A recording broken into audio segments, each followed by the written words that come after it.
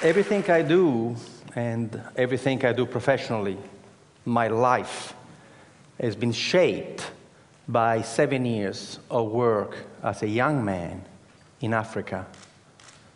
From 1971 to 1977, I look young, but I'm not.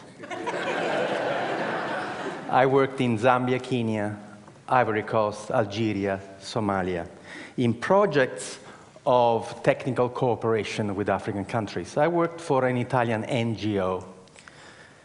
And every single project that we set up in Africa failed. And I was distraught. I thought, age 21, that we Italians were good people and we were doing good work in Africa.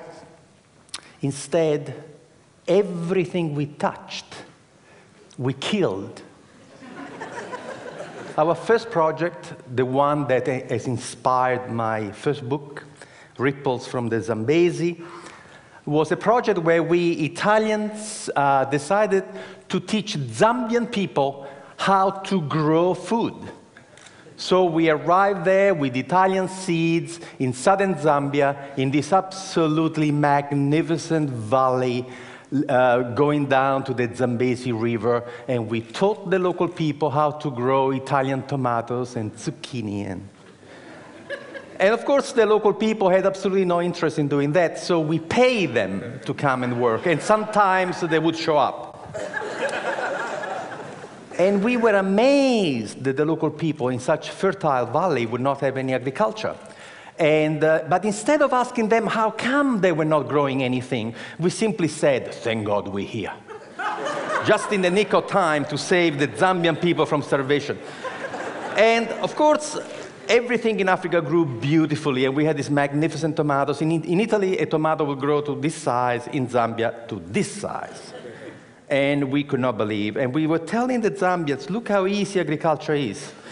When the tomatoes were nice and ripe and red, overnight, some 200 hippos came out from the river and they ate everything.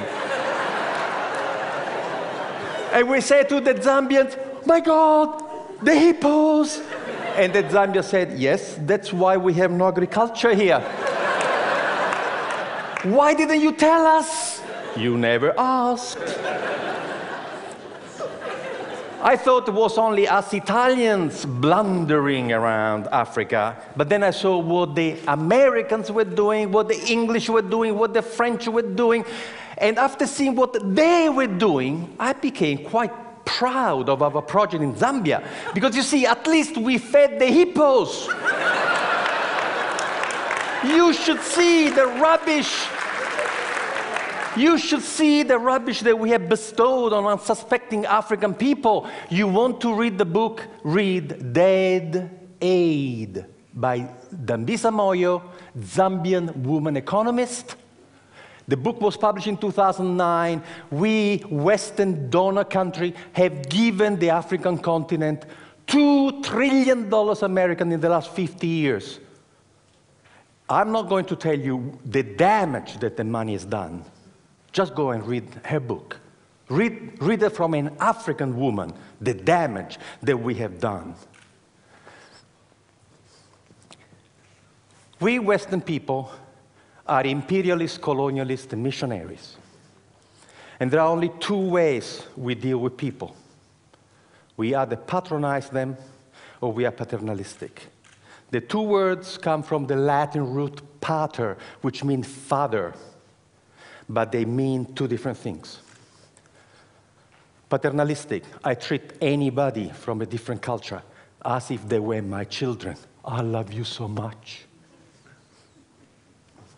Patronizing, I treat everybody from another culture as if they were my servants.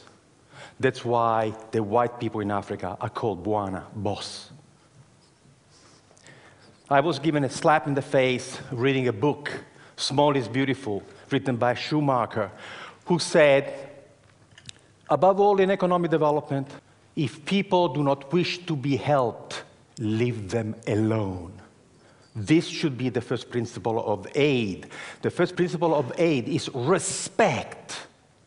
This morning, the gentleman who opened this conference lay a stick on the floor and say, can you imagine a city that is not neocolonial? I decided when I was 27 years old to only respond to people. And I invented a system called enterprise facilitation, where you never initiate anything, you never motivate anybody, but you become a servant of the local passion, the servant of local people who have a dream to become a better person.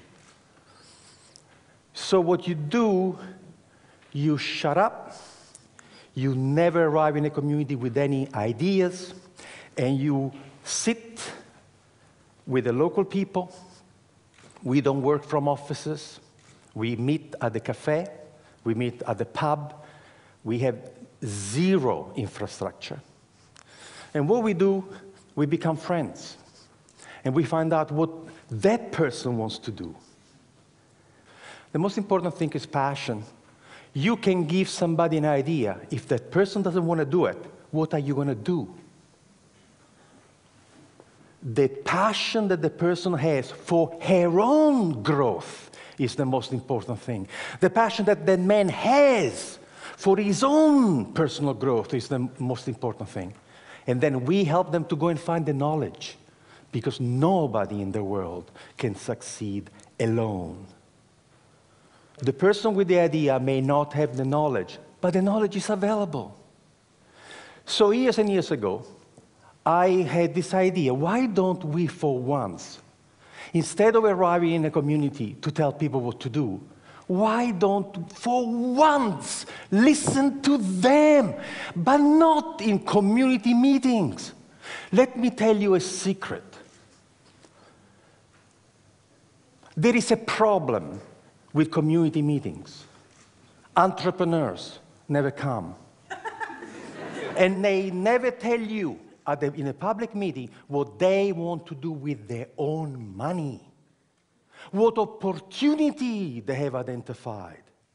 So planning has this blind spot. The smartest people in your community, you don't even know, because they don't come to your public meetings.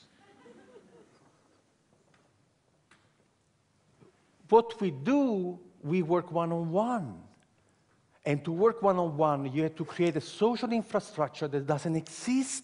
You have to create a new profession. The profession is the family doctor of enterprise, the family doctor of business, who sits with you in your house, at your kitchen table, at the cafe, and helps you find the resources to transform your passion into a way to make a living. I started this as a tryout in Esperance, in Western Australia. I was doing a PhD at the time, trying to go away from this patronizing bullshit that we arrive and tell you what to do. And so what I did in Esperance that first year was to just walk the streets. And in 3 days, I had my first client. And I helped this first guy who was smoking fish from a garage, was a Maori guy. And I helped him to sell to the restaurant in Perth, to get organized. And then the fisherman came to me to say, you the guy who helped Maori, can you help us? And I helped these 5 fishermen to work together and get this beautiful tuna, not to the cannery in Albany for 60 cents a kilo, but we find a way to take the fish for sushi to Japan for $15 a kilo. And the farmers came to talk to me, say, hey, you help them, can you help us?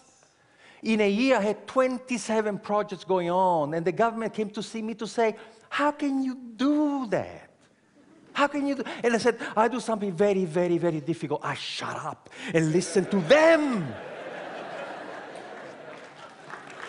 So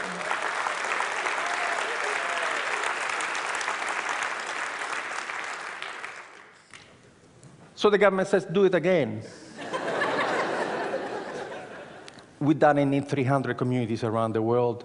We have helped to start 40,000 businesses. There is a new generation of entrepreneurs who are dying of solitude.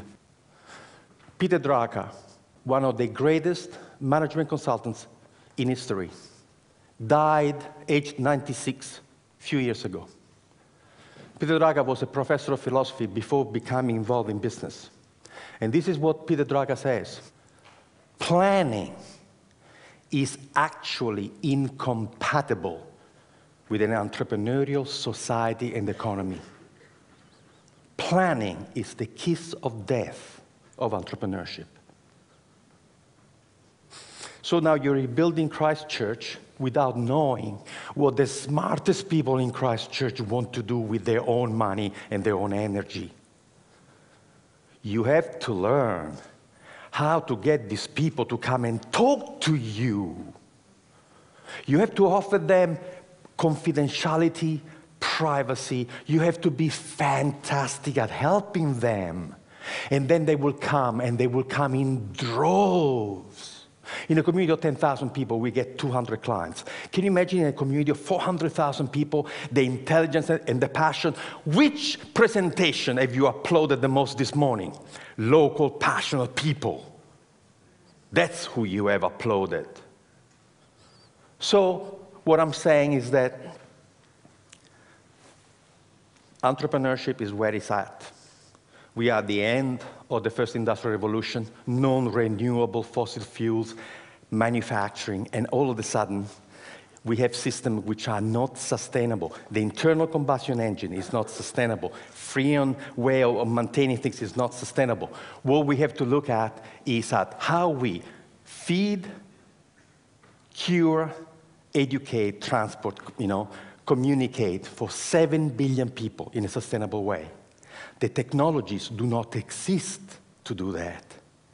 Who is going to invent the technology for the green revolution? Universities, forget about it. Government, forget about it. Will be entrepreneurs, and they're doing it now. There's a lovely story that I read in a futurist magazine many, many years ago. There was a group of experts who were invited to discuss the future of the city of New York in 1860. And in 1860, this group of people came together, and they all speculated about what would happen to the city of New York in 100 years. And the conclusion was unanimous. The city of New York would not exist in 100 years. Why? Because they look at the curve and say, if the population keeps growing at this rate, to move the population of New York around, they would have needed 6 million horses. And the manure created by 6 million horses would be impossible to deal with. They were already drowning in manure. So 1860, they are seeing this dirty technology that is going to choke the life out of New York. So what happens in 40 years' time, in year 1900, in the United States of America, there were 1,001 car manufacturing companies. 1,001. The idea of funding a different technology had absolutely taken over. And there were tiny, tiny little factories in backwaters, Dearborn, Michigan, Henry Ford.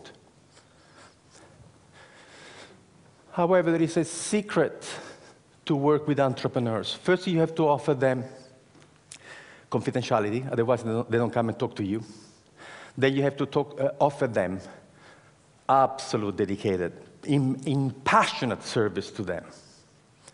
And then you have to tell them the truth about entrepreneurship.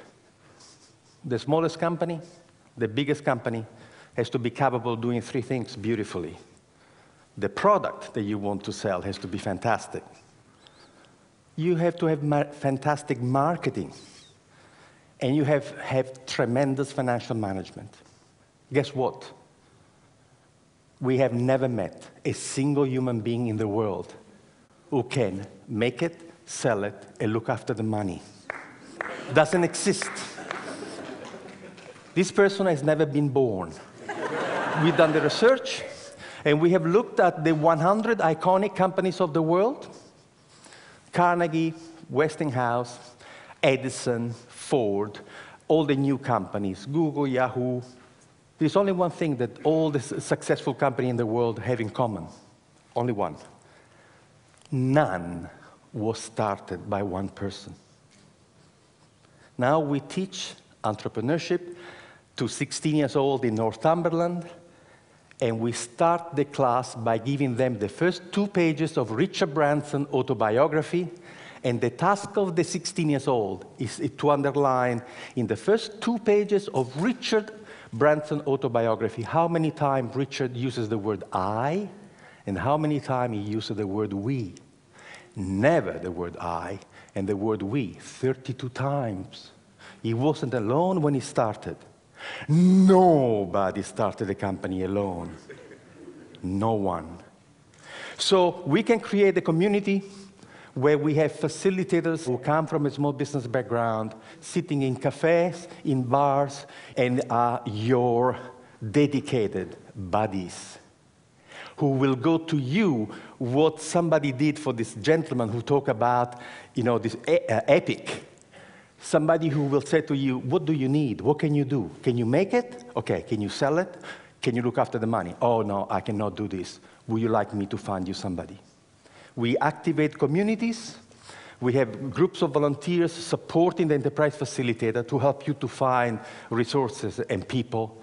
And we have discovered that the miracle of the intelligence of local people is such that you can change the culture and the economy of this community just by capturing the passion, the energy, and imagination of your own people. Thank you.